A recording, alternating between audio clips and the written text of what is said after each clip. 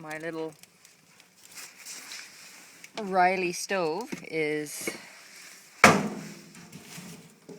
going pretty good, about the size that I want it. Just a couple of little pieces in there. And just checking it to make sure that it's doing what I want it to do. And there's my little Pomeranian. She's laying down having a nap. She's kind of cold. We're just warming up in here now. And I'm going to head outside into one of my other stations, for lack of a better word. It's one of my camps, if you want to call it that, where I camp. And this is another family of whiskey jacks, the Dolphins of the sky, that I love and adore, worship. Dearest friends of mine. This is the plate that I've got. I've got some fat on there for them, some dry oatmeal soaked in fat, and natural peanut butter. And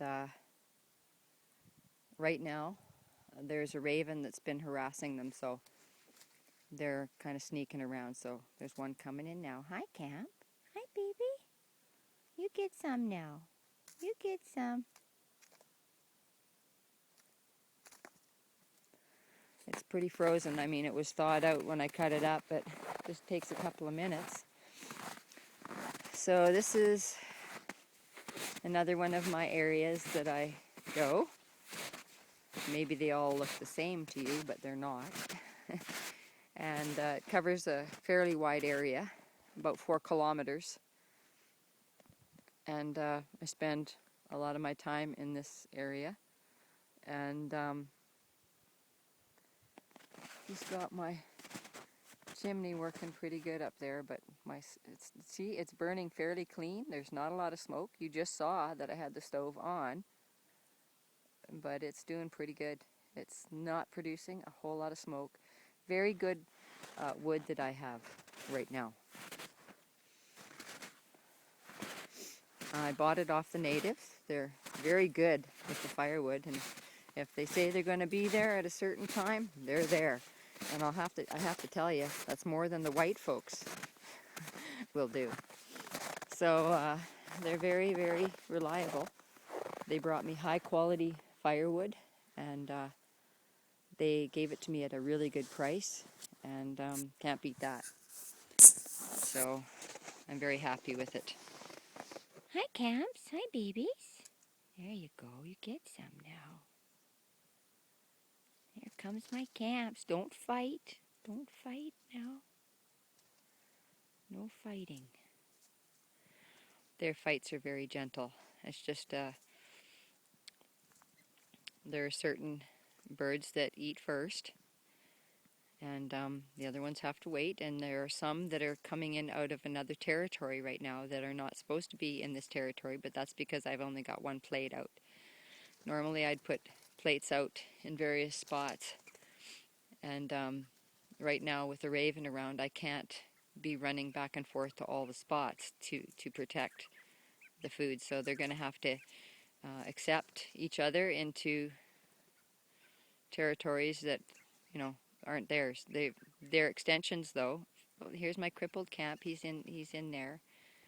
He's getting some. He's crippled in one foot, but he survives very well.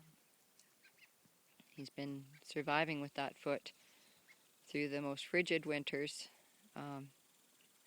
probably for about 6 years now. He's been injured by a domestic cat. That was an incident that shook me.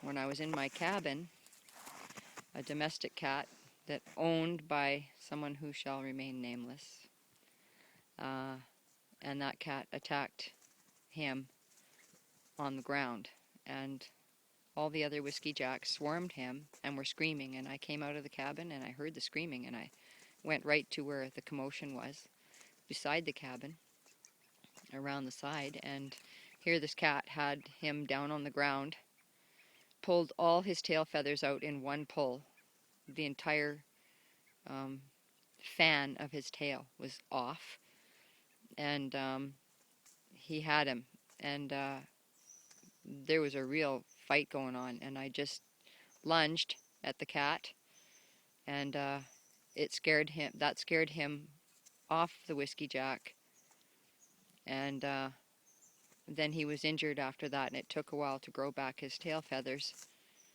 And once he'd grown them back, he was actually exiled into another territory, and about 1.5 kilometers from where he normally lived.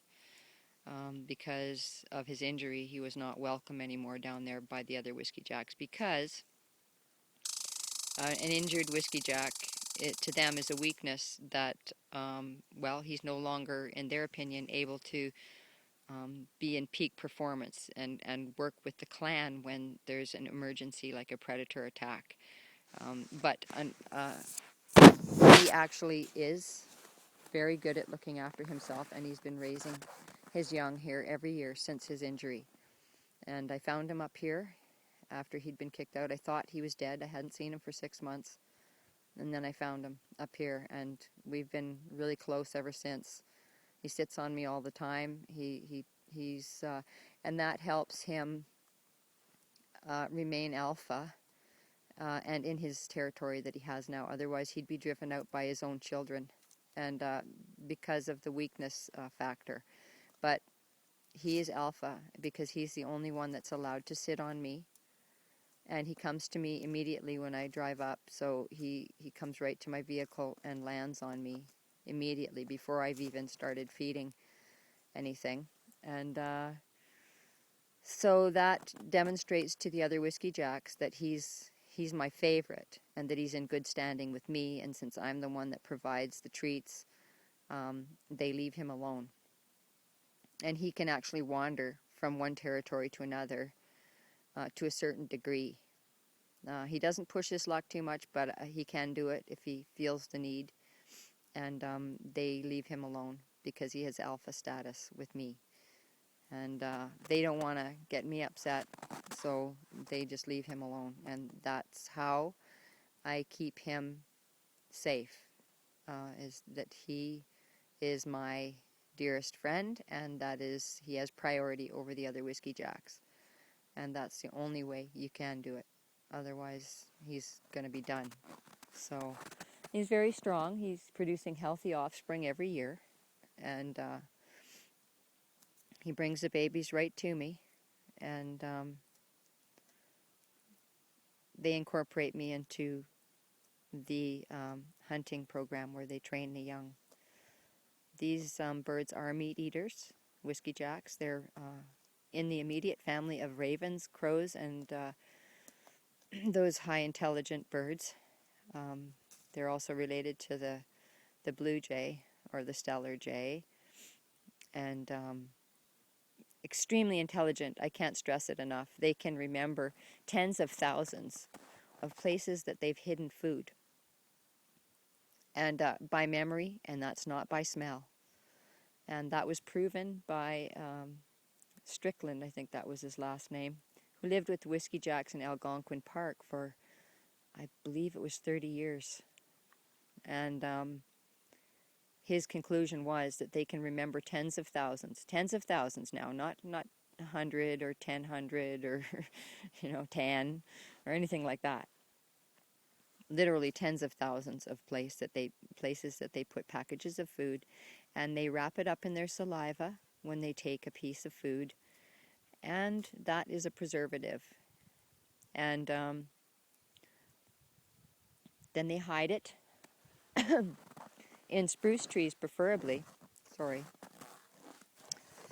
I've had my face in a wood stove too much lately. It's venting smoke into my windpipe, so.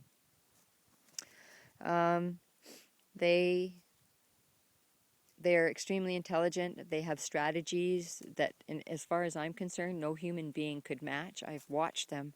There's my crippled cat. Hi, baby. I've watched them. And they can even thwart the intelligence of a raven or crow. And I've seen them do it. and they work as a team to do it. They can actually distract a raven away from the food to make it look like they're not interested in the food. And then if I pick up the food and walk away, the whiskey jacks will make like they're leaving. They're not, but they'll make like they're leaving. And when the raven sees that, he goes. And then the whiskey jacks come back, and I put the food out. So it works very well. We've got a squirrel in there too, right now. I don't know, I'm not going to get rid of this tickle, so I'm just going to turn this off for the moment. And that's my crippled camp and his family.